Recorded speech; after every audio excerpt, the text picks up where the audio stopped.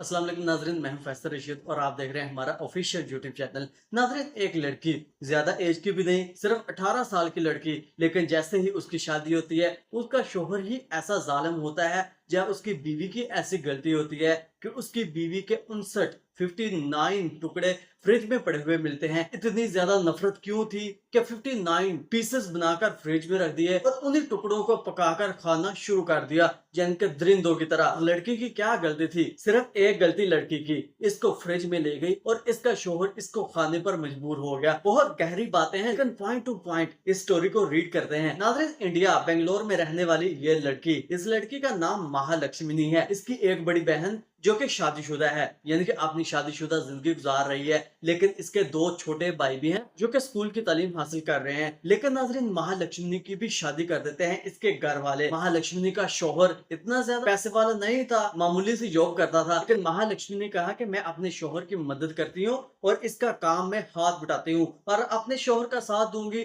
क्योंकि हम दोनों ने इकट्ठी जिंदगी गुजारनी है तो फिर हम दोनों को एक दूसरे का साथ निभाना पड़ेगा।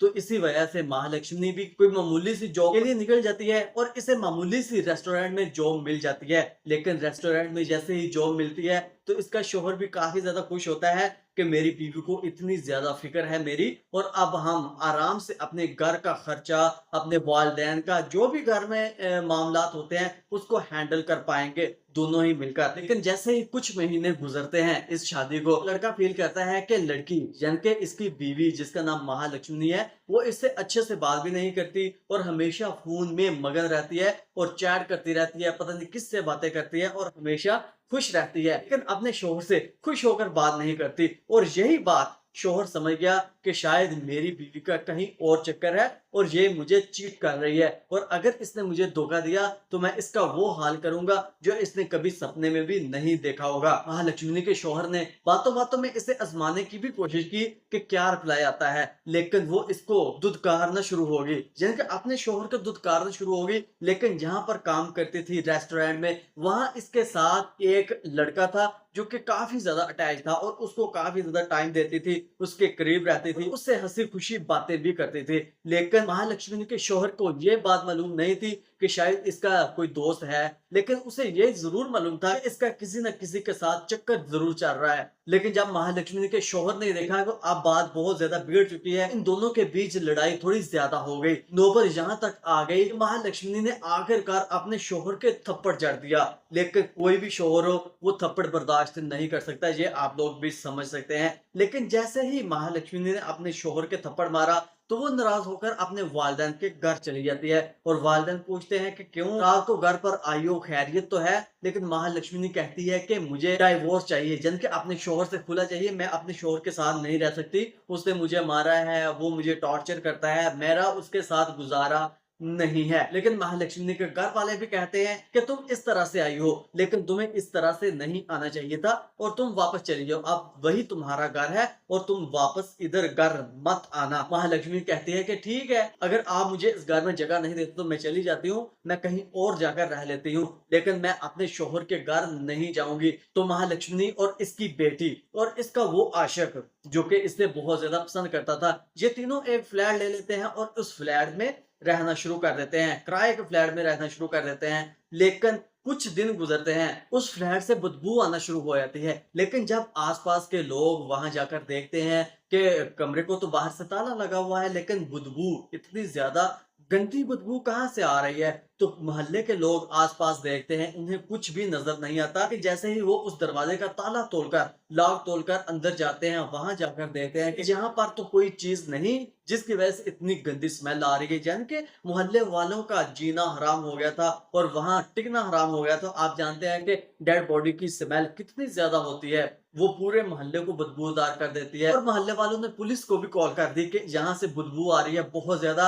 आप जल्दी से आए, क्या मामला है। जैसे ही पुलिस आती है वो तफ्तीश करती है, वो आसपास देखती है, लेकिन जैसे ही फ्रीजर का दरवाजा ओपन करती है पुलिस, तो वहां पर देखती है वहां पर डेड बॉडी के 59 यानी कि 59 पीसेस पड़े हुए होते हैं। लेकिन जैसे ही पुलिस देती है, पुलिस भी चौंक जाती है, मकान मालिक को भी बुलवा लेती है और मकान मालिक से भी तफ्तीश शुरू कर देती है कि इधर कौन पहले रहता था। और महालक्ष्मी के घर वालों को कॉल कर दी जाती है, आपकी बेटी जहां रह रही थी आप जल्दी से इधर आए। और जैसे ही महालक्ष्मी के वालिदैन आते हैं और वालिदा आगे बढ़कर देखती है तो वहां पर इनकी बेटी का सर इन्हें नजर आता है। तो इसकी वालिदा की चीखें निकल जाती हैं। लेकिन बाकी पूछते हैं कि क्या हुआ महालक्ष्मी की वालिदा के, क्योंकि वालिदा वालिदा ही होती है। लेकिन फिर भी आवाज नहीं निकलती। जब दूसरे लोग आकर देखते हैं तो वहां हर चीज के पता नहीं कितने कितने पीसेस वहां पर पड़े होते हैं। टोटल मिलाकर 59 पीसेस वहां पर पड़े होते हैं। लेकिन पुलिस तफ्तीश करती है कि ये लड़की कहाँ रहती थी, कहाँ जॉब करती थी। लेकिन जैसे ही इसकी जॉब के बारे में पता चलता है कि वहां पर जॉब करती थी, पुलिस वहां पर जाके पूछती है कि इधर ये लड़की जॉब करती थी, लेकिन इस लड़की के साथ किसी लड़के के तो कोई रिलेशन नहीं थे, कोई किसी लड़के के साथ चक्कर तो नहीं चाह रहा था। लेकिन वहां पर जो मौजूद लोग थे उन्होंने कहा सिर्फ एक लड़का था जिसके साथ इसके अच्छे रिलेशन थे और उसके साथ हंसी खुशी जिंदगी गुजार रही थी, यानी कि हंसी खुशी रह रहे थे, इनका टाइम अच्छा स्पेंड हो रहा था। पुलिस उस लड़के का फोन नंबर लेती है, उसके घर पर पुलिस छापा मारती है और उस लड़के को अरेस्ट कर ले लेते हैं और थाने में लेकर जाया जाता है। लेकिन जैसे ही उस लड़के से ये सब माजरा पूछा जाता है कि तुमने कत्ल क्यों किया, तो वो लड़का सारी A to Z स्टोरी बता देता है। जी हाँ, मेरे इसके साथ तल्लुक थे और मैं इससे पसंद भी करता था और इसके पास बहाने से आया करता था और इसे बहुत ज्यादा चाहने लगा था, मैं सच्ची मोहब्बत करता था। लेकिन जैसे ही मुझे पता चला कि इसके किसी और लड़के के साथ भी रिलेशन है, यानी कि किसी और लड़के के साथ भी चक्कर है, फिर मुझे इससे नफरत होगी। लेकिन जैसे ही नफरत थोड़ी बढ़ी तो इस लड़की के साथ मेरी लड़ाई होगी कि ये मुझे धोखा दे रही है, ये मुझे इस्तेमाल कर रही है। फिर इस लड़की ने मेरे मुंह पर थप्पड़ मारा।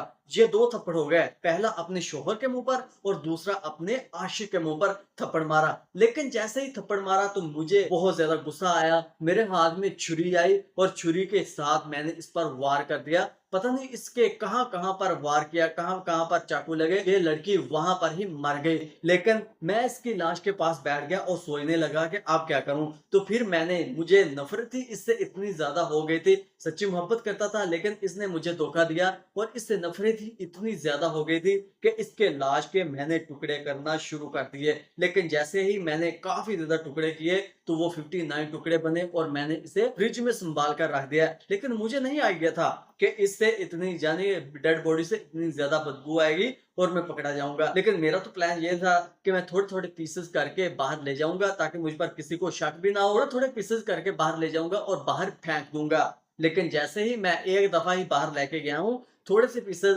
लेकिन अगली दफा मुझे मौका ही नहीं मिला और मैं पकड़ा गया। और हाँ, एक बात आपको बताता चलूं कि इसके इस आशिक यानी कि कातिल का नाम मोती रंजन था। हिंदू था, गैर मुस्लिम था, लेकिन फिर भी इसके कातिल का नाम मोती रंजन था। इसके अलावा मोती रंजन ने 8 लाख रुपया इसे खिला दिया था। यानी कि ये खाऊ लड़की थी, पैसे खाती थी। अमूमन लड़कियां बहुत होती हैं जो कि पैसे खाती हैं और प्यार का झांसा ही दे रही होती हैं। लेकिन इस लड़की को यानी कि मोती रंजन का ये भी कहना है कि इस लड़की को डायमंड बहुत ज्यादा पसंद था, तो मैंने इसे डायमंड भी लेकर दिया था जो कि इसकी ख्वाहिश के मुताबिक लेकर दिया था। और जितना महंगा इसने चाहा मैंने उतना ही महंगा लेकर दिया, इस पर बहुत ज्यादा खर्चा किया। लेकिन फिर भी ये मुझे धोखा दे तो मैं ये कैसे बर्दाश्त कर सकता था। अब इसमें सबसे ज्यादा किसकी गलती है, इस लड़की की, इस लड़के की, यानी कि इसका जो शौहर था महालक्ष्मी के शौहर की, या महालक्ष्मी के जो इसका बॉयफ्रेंड था, जो इसके अफेयर्स थे, जो इसके आशिक थे, उनका कसूर था।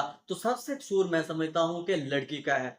यानी कि लड़की इतनी ना एडवांस होती, ना लोगों के साथ संबंध बनाती, लोगों के साथ रिलेशन बनाती, जिसकी वजह से इसे बहुत ज्यादा आजाद रहने का, घूमने फिरने का, यानी कि दूसरों लड़कों के साथ फ्लर्ट करने का बहुत ज्यादा शौक था और पैसे खाने का। मेन चीज होती है पैसा। जब लड़कियों को पैसा दिखाया जाता है तो वो बहुत ज्यादा पिघल जाती हैं और फिर न जाने उससे क्या कुछ करवाया जा सकता है सिर्फ पैसे के बलबूते पर। लेकिन फिर भी हाँ, आप इसके बारे में क्या राय रखते हैं, अपनी कीमती राय का इजहार नीचे कमेंट सेक्शन में जरूर करिएगा। सो मिलते हैं बहुत जल्द, अपना रखिएगा बहुत सारा ख्याल। अल्लाह हाफिज।